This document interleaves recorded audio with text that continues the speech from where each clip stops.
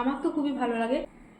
বন্ধুরা, বাঁধাকপি দিয়ে তো অনেক রেসিপি আপনারা বানিয়েছেন, বাঁধাকপি বাটাও খেয়েছেন, তবে এইভাবে এই রেসিপি আমার মনে হয় না আগে কখনো বানিয়েছেন বলে। রেসিপিটা দেখুন, আশা করছি আপনাদের ভালো লাগবে। আর এইভাবে এই রেসিপিতে একবার হলেও বাঁধাকপিটা রান্না করে খেয়ে দেখবেন, আশা করছি আপনাদেরও ভালো লাগবে।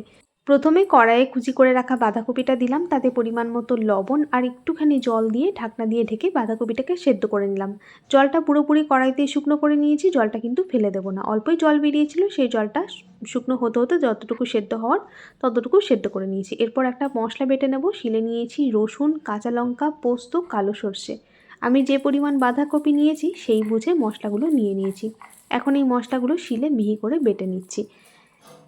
আর এই রেসিপিতে কিন্তু কাঁচা লঙ্কায় বেটে দেবেন, শুকনো লঙ্কা দিলে অতটা ভালো লাগবে না, কাঁচা লঙ্কার ঝাঁঝটা খুব ভালো লাগবে। এরপর দেখুন যে বাঁধাকপিটা সেদ্ধ করে নিয়েছিলাম, সেই বাঁধাকপিটাকে এখন হাত দিয়ে একটু ভালো করে মেখে নিচ্ছি, একটুখানি মেখে নরম করে নিচ্ছি।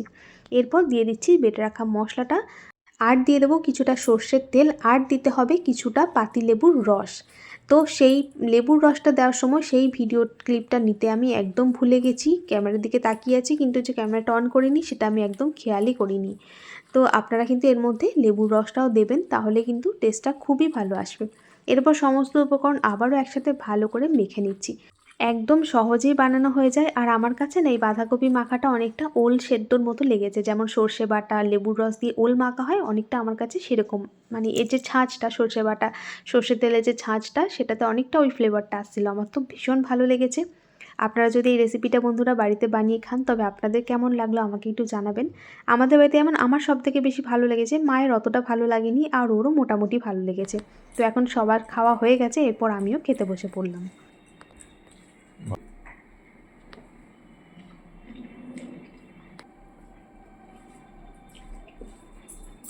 এটা অনেকটা এই সর্ষে বাটা দিয়ে যে ওল মাখা হয়, ওল সেদ্ধ মাখা হয়, অনেকটা সেরকম লাগে। তবে এটা মা খুব একটা খায় না, আমার তো খুবই ভালো লাগে। একদম ঝাঁঝালো, পুরো নাকতালু জ্বলে আছে। ঠান্ডা ঠান্ডা লেগেছে, তাদের তো দারুণ লাগে বলো, দারুণ। একদম নাক চোখ দিয়ে জল বেরিয়ে যাবে। তো নাকতালু পুরো একদম সেই জ্বলে আছে পুরো, আর খেতে দারুণ লাগছে। কাঁচা সর্ষের তেলের গন্ধটা, ঝাঁঝটা আসছে।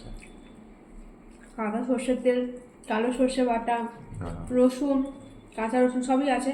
ভালো ভালো জিনিসই আছে। হ্যাঁ, আর এর মধ্যে একটু ওই শুকনো লঙ্কা তেল ভেজে ওপর থেকে দিলেও ভালো হতো, কিন্তু ও আবার একটু হেলদি জিনিস খেতে বেশি ভালোবাসে, তো সেই জন্য দিইনি। আর আমার এমনিতেও ভালো লাগছিল না, এটাই ভালো লাগছে, তাহলে আমি আলাদা করে ভেজে নিতাম। তো দারুণ লাগছে, আমার তো ভীষণ ভালো লাগছে বন্ধুরা।